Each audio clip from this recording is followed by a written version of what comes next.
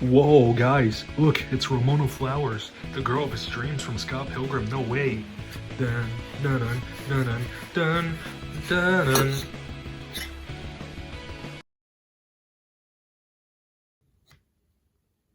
It's a canon event. That Scott Pilgrim anime is now 1 year old and it's not funny. I'm a few days late, but don't judge. Scott Pligrim Takes Off is an anime adaptation based off the book series, made by the one and only Brian Lee O'Malley, obviously, and a movie of said name, no shit, directed by Edgar Wright, who also made the anime as well. Oh, and Brian too, don't forget Brian. The original story follows a young adult named Scott finding the girl of his dreams known as Ramona Flowers. But in order to date her, he would have to defeat her 7 evil exes, 6 men and 1 female. Felt like pointing that out. The premise is just pretty simple, just a dumbass trying to bang a female. Oh, and also dates a high schooler as well. Don't worry, the series calls him out for that, but still, holy shit, man. I like the idea that we follow a guy that thinks he's like the best person in the whole world, but realizes he's not, and is in fact a scumbag like everyone else. There's no hero or villain in this story. It's just people being people, and that's some fire storytelling. As someone who has read some of the novels, played the video game, and obviously even watched the movie way before the anime came out, I pretty much enjoyed them for what they are. They're not something to take serious, but they're just something fun to watch or play or read. I was honestly pretty interested and kind of excited for the new anime that was announced back then. Given that the series has grown a big cult following afterwards, it's like, you know, that's pretty cool. I didn't really care if it was just a retelling of the original story, given that people just don't like remakes of like original stories. Which, you know, I don't judge. You know, Disney has been on their bullshit since whatever movie they remade. However, instead of it being live action, it's basically a animated remake. And honestly, that got me hyped up. So I was pretty excited to watch it by November on Netflix. The worst place to put animated content on a streaming service. After binge watching it and, you know, finishing on that day, I was kind of surprised on how it went. I wasn't even disappointed. I was actually amazed, and I thought the show was great. It's almost exactly like the original, but like takes a big twisted turn around it. But the show was kinda controversial for Scott Pilgrim fans who viewed it. So after being released 1 year later, does it still hold up? Better question. Why am I making this video right now? I want you to leave. Yeah, I really don't want to be doing this right now. You're coming into my house at Saturday afternoon. Don't worry about it. I'm hanging out in my game room. We start off the anime with Scott Pilgrim, a dorky guy that is in a band with a bunch of his friends and I guess is kind of dating a high schooler in this one. I'm not really sure, they weren't being specific with this adaptation. Now lately, he's been seeing visions of the girl of his dreams, and when that day finally comes, he finds out about her existence and goes up to her and says the most chattish— what the fuck is chattish? But I'm so fucking stupid. Scott says the most chat pickup line ever in this whole damn universe. You know Sonic the Hedgehog?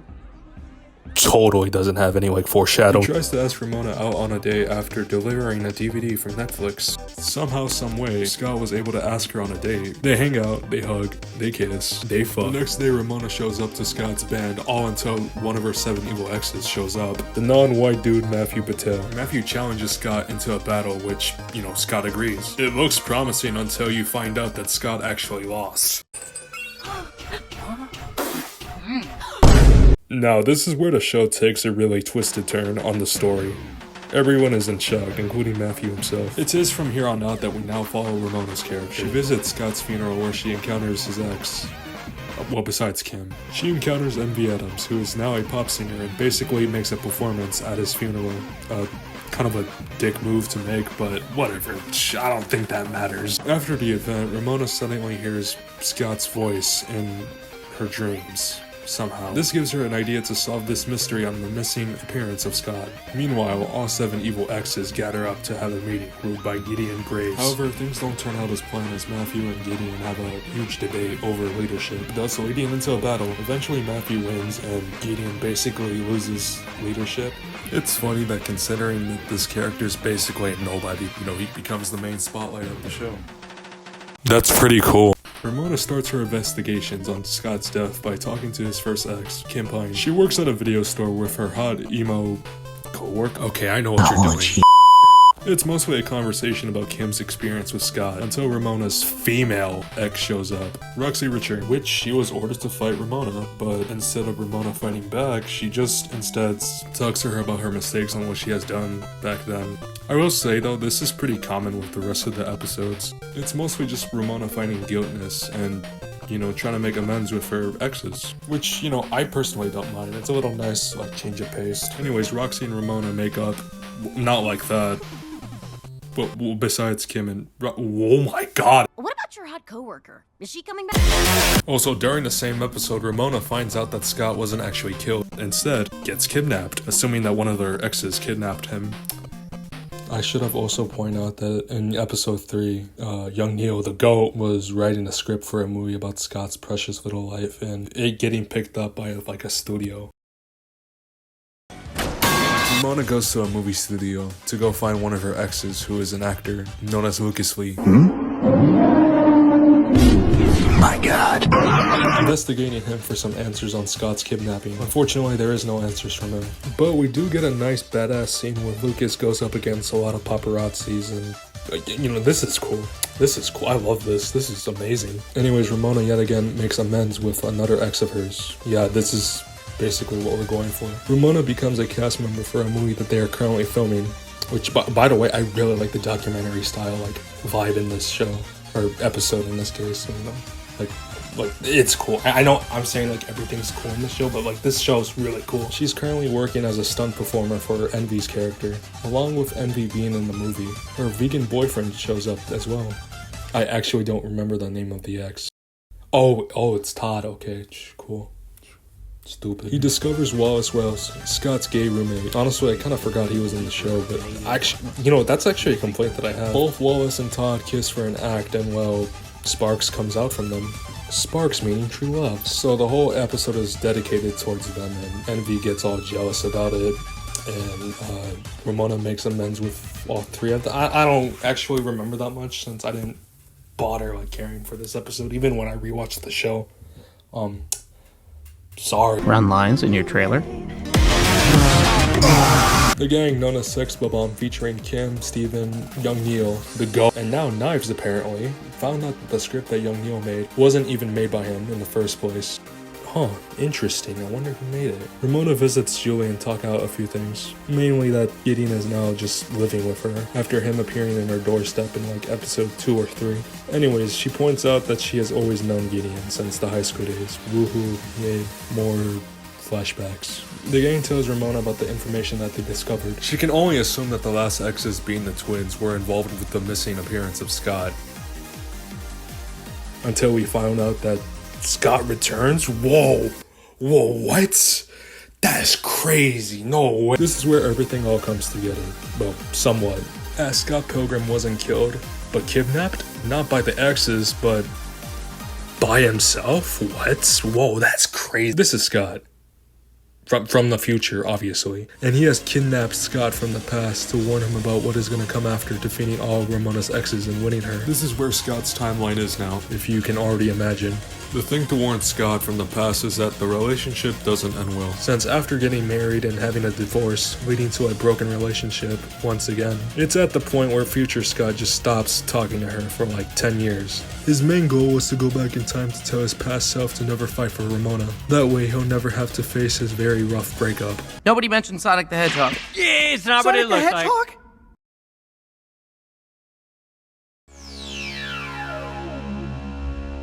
Scott luckily gets back to his own timeline thanks to running into future Ramona, which by the way she also wrote the script for Young Neil. Coming back to his timeline and reuniting with friends and Ramona, once again trying to get into her heart. Despite what future Scott told him. What a dumbass. You're a dead man, you bitch! Scott, Ramona, and everyone else who were a part of the story all get transported to some kind of like landscape. Thanks to future old Scott. Yeah, that's not weird at all. Who has been training once again for 10 years just to kill Scott. So it's basically just him turning into an evil ex. Funny, because they pointed that out in the live action movie too. Just another evil ex waiting to happen. A future Scott fights everyone in the landscape. All hope seems lost, to the point where Ramona realizes that it's probably for the best that she shouldn't be dating someone like Scott. That is, until someone pops out in the fight and oh my, okay, we get it, you don't have to rub it in us. Oh wait, shit. Future old Ramona confronts future old Scott. That also isn't confusing at all. Confronting him and telling him that, you know, he's a scumbag. No shit. Not bothered to be able to contact her or check up on her, and assumes that they were divorced. Damn, what a dumbass. All while Ramona fully becomes aware and finally accepts that she also has problems from running away from drama, accepting her past, present, and future, and finds out that she needs to choose who she wants to be. Finally ending off everything. Both Ramona combine into Super Ramona. Just like Sonic the Hedgehog 3! I mean 3! Super Sonic was in Sonic 2, not Sonic 3. Get your facts right. Defeating future evil Scott, because bad guys deserve to lose, of course. And Scott and Ramona finally getting that kiss after many episodes. Do not count the first one. So everything is pretty much back to normal. Ramona makes amends with every single one of her exes. Sex Bobom is looking to be in better shape. And overall, everything seems to be going well. Ramona finally dyes her hair one last time for what we have seen and enjoys her precious life. I forgot to point out that she actually dyes her hair in every episode. Oh, and there's also a post-credit scene with Gideon and Julie. I don't think that's gonna go anywhere though. So there it is, a maybe good, decent recap of the anime adaptation. After rewatching the show after a year, I personally still think this is probably the best stories that this franchise has ever put out, in terms of it being different from the original source material. Mostly with the story itself, the characters, the animation. God damn it, the animation is fire. I'm sorry. The animation is just perfectly stylized and, especially in episode 3 with the movie scenery and vibe, that hits hard. Oh yeah, the opening intro is fire as hell, but I can't play it just because copyright is a bitch, so go listen to it, I guess. I swear, this show is just a masterpiece to me. That is what I would have been saying if I didn't have a few flaws, unfortunately. Yeah, I know, I don't want to admit it, but yeah, I do have a few nitpicks with the show in terms of storytelling. Scott takes off for the entirety of the show. Oh wow, no wonder it's called Scott Pligrim Takes Off. In the movie, we do see that he tries to redeem himself over time during the plot, realizing the mistakes on who he is. You could argue that Scott's redemption arc was probably replaced with Ramona's, which honestly, that's not far off from the truth. You could also say that evil older Scott was supposed to represent nigga Scott, which again, that's not far off from the truth. He also has barely any interactions with the side characters. He doesn't share a moment with Kim. He shares a moment with Knives, however, it doesn't even make sense with the context of the show itself. He apologizes for being a bad person to her, despite, like I said, doesn't make sense to the context of the show. Apparently a 24-year-old dating a high schooler is frowned upon by society. Scott not having a redemption arc just feels off to me, despite this character getting one every single time. Now, this might be a hot take, but in my opinion, I didn't really like how the side characters were portrayed in this movie. This is also somewhat a problem in the movie too. I just want to point out how we barely see them in this. Unless the plot tells them to go, hey, we have something for you to do right now, so go do it. Especially Knives. She had a big role in the movie and especially the comic from what I heard. But they do nothing with her in this show. The only time they did was have one good scene with Kim, which by the way is animated really nice. She also dons her look in the comic despite no reason for her to be dressed like that. I don't know how to explain myself exactly, but I hope someone actually gets what I mean. This is more of a nitpick, but I swear most of the actors and actresses who reprise their role from the movie to the show don't really do a good job voice acting. This definitely goes for Envy and Julie's voice actresses. This isn't me giving them hate. I'm sure they're really good actresses in other roles and stuff, but this wasn't it for them. Julie's actress tries so hard to make these anime type noises, and I'm sorry, that does not sound that good. Bruh. Or the line delivery is just not the best in general and just falls flat. Michael Cera, despite being the most basic celebrity in animated media, does a pretty good job playing Scott in this version. Kim and Ramona's actresses sound like they aren't into it. Overall, everyone did decently well in this version. I swear, they did so much better in the movie. Roxy's actress was like the best one just because she put in an effort onto voicing the character. I don't care what anyone What about says. your hot coworker?